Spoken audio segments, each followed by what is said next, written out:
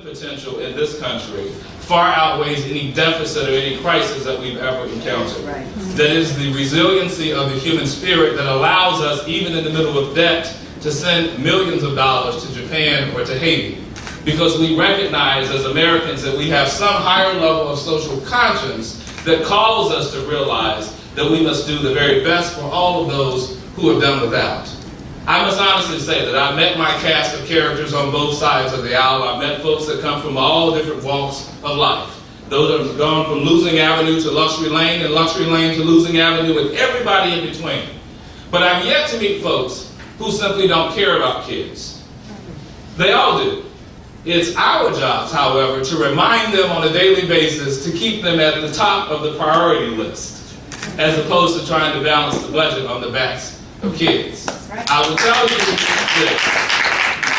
this, in your respective states, and this is what, and many of you are educators, that you need to take hold to, you must understand the realities at work, not just the political will, but the realities. So if you're in a state like Arizona or Texas, where some 60 to 70% of your entire state budget is the Department of Education, it becomes one of the first obvious places you must go to. So it's not just as simple as saying, well, how can you cut $250 per pupil funding? It's not that simple.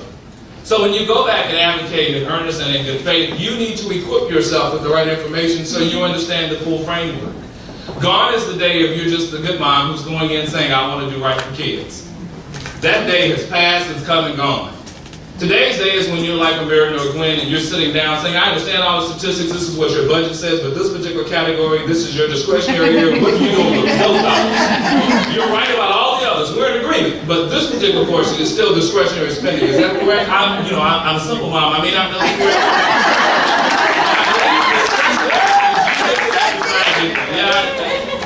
That's the reality of it. That's the conversation. And those are the issues that we deal with, that you will deal with. Yes. Because this particular convening becomes in vain and all for naught. If you go back home and say, I had a really good time, I met some nice folks, I've got some new Facebook friends and some Twitter followers, but you do absolutely nothing to advance the agenda. And so I hope for the time that you're here that you're strategizing and thinking, how do we deal with parent trigger laws and all of these other issues that affect our kids? How do we help folks think smartly about balancing the budget, even though you may not be a budget expert? Newsflash, most folks who are administering budgets in the federal or state government, and I don't say that to poke fun at, because I think they're well-intended folks who are trying to do a very difficult job that requires a skill set that is beyond the typical citizen. That's right. I could not understand why anyone would want to serve on the school board. That has got to be the most thankless job, that you cannot even escape your constituencies. If you're in Congress, you can go to D.C. If you're on the school board, you go to the grocery store, you go to the clinic. You come out of the restaurant at the movie theater. Aren't you my school board member? I got an issue. My son's bus didn't pick up. Can you imagine that? Can you imagine walking out of a house of worship and before you get to the car with your kids, I don't want to interrupt your family time, you just did. That's the reality. It's the world within which we live and work. So we've got to think differently.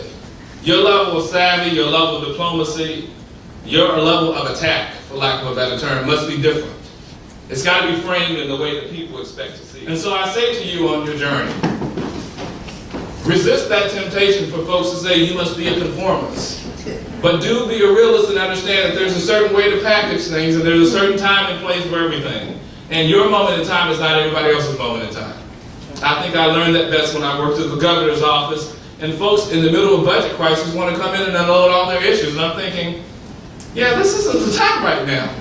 It's like us raising an issue or debate about family engagement, and we're trying to say the government's about to shut down. Don't think that's the best time to try to get on the speaker's calendar. And if you have 5 minutes, really don't think he's listening to what you say in those 5 minutes about this issue, when millions of lives will be disrupted. So I would offer that to you as a note so that you don't have a cautionary tale. To think about the timing and the proximity. But more importantly, thinking about what is the message and what's the issue. So you have your own story. We know that kids are falling out. What is uniquely different about what you're saying? So if it's the business executive, it is the return on investment.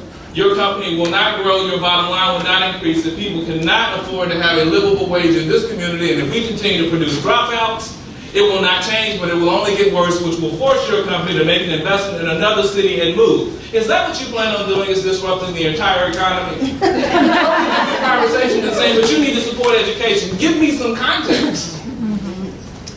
You've got to think differently about that. And so I say, in this particular setting, different than any other, that you've got to be on your A game. And you know that, that's why you can't.